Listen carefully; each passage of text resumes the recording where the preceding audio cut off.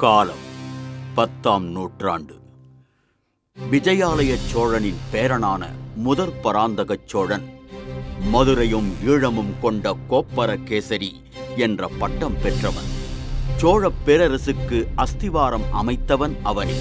தில்லை சிற்றம்பலத்துக்கு அவன் பொன்கூரை வேய்ந்து சரித்திர புகழ் பெற்றவன். சோழ சிகாமணி, சூர சிகாமணி முதலிய பல விருது பெயர்களோடு வீர நாராயணன் என்னும் சிறப்பு பெயரையும் அவன் கொண்டிருந்தான். பராந்தகனுடைய காலத்தில் வடக்கே இரட்டை மண்டலத்து ராஷ்டிரகூட மன்னர்கள் வலிமை பெற்று விளங்கினார்கள். மானிய கேடத்திலிருந்து அவர்கள் படையெடுத்து வரக்கூடும் என்று பராந்தகன் எதிர்பார்த்தான். எனவே தனது முதற் புதல்வனாகிய இளவரசன் ராஜாதித்தனை ஒரு பெரிய சைன்யத்துடன் திருமுனைப்பாடி நாட்டில் இருக்கச் செய்தான். அந்த சைன்யத்தைச் சேர்ந்த லட்சக்கணக்கான வீரர்கள் வேலையின்றி இருக்க நேர்ந்த காலத்தில் ராஜாதித்தன் ஒரு யோசனை செய்தான். குடிமக்களுக்கு உபயோகமான ஒரு பெரும் பணியை அவர்களை கொண்டு செய்விக்க எண்ணினான்.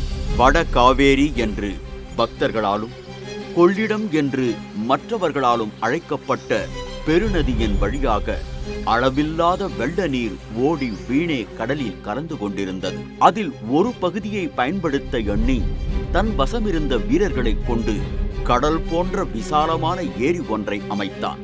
அதை தன் அருமை தந்தையின் பெயரால் வீரநாராயணன் ஏரி என்று அழைத்தான்.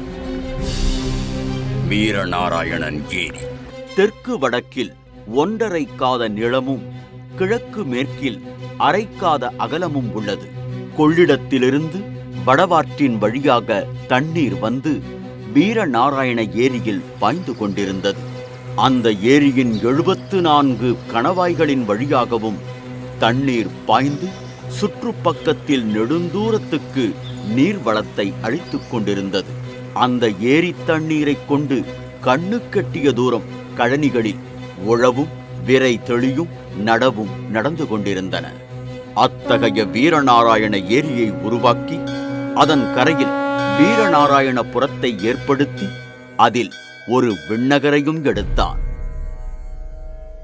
விஷ்ணு கிருகம் என்பது அந்நாளில் விண்ணகரம் என்று தமிழாக்கப்பட்டு வழங்கிற்று.